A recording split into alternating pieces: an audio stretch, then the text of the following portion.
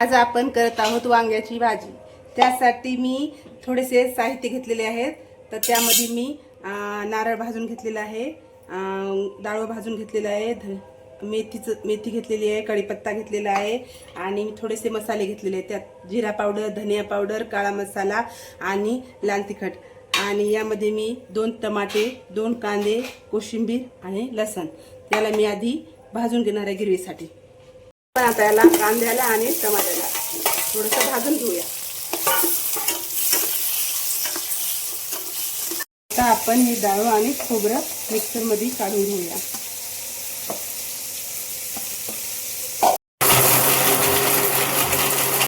आता हे चांगल्या प्रकारे बारीक झालेलं आहे, याला आपण काढून घेऊया। आपण गिरवीसाठी भाजलेली टमाटा आणि कांदा मिक्सर मध्ये फिरून घेऊया।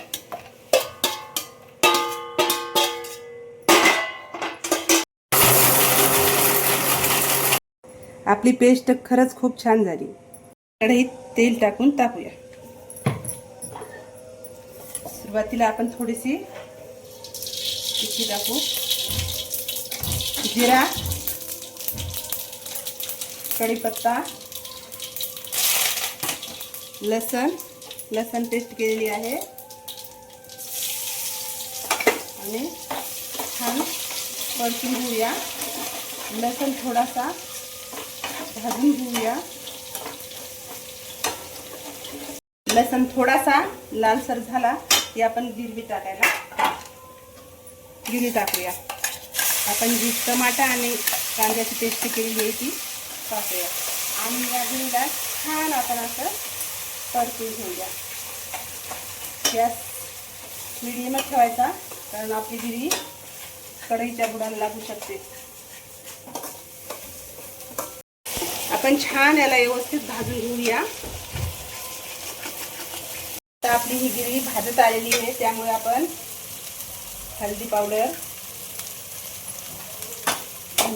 धनिया पावडर, जिरा पावडर आणि लाल मिरची टाकूया आणि व्यवस्थित आणून त्याला परतून घेऊया। बघा आपली गिरवी खरंच खूप छान झालेली आहे। आपल्या गॅसची फ्लेम लो करून घ्यायची। आता आपण थोडीशी कोशिंबीर टाकूया, अजून परतून घेऊया। आता आपली गिरवी पूर्ण भाजत आलेली आहे।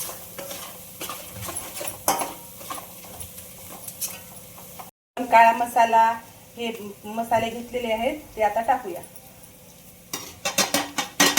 करूया आणि आपण ही मिक्सर मधून काढलेली पेस्ट ही पण टाकून देऊया।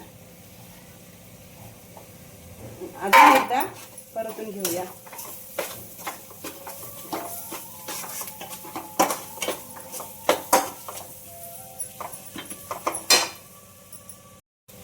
चवीनुसार मीठ घालूया।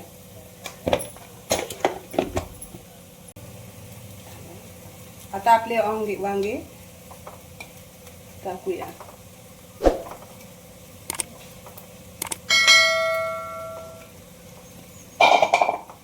परतून घेऊया।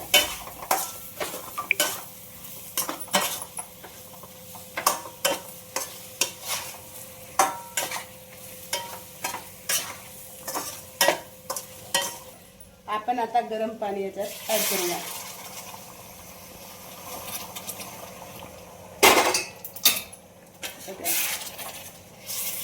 आपली भाजी खूप छान झालेली आहे।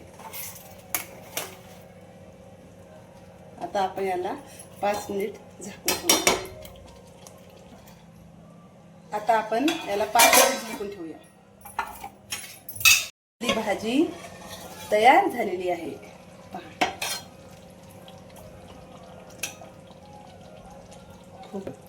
आपण वरून थोडी कोशिंबीर टाकूया।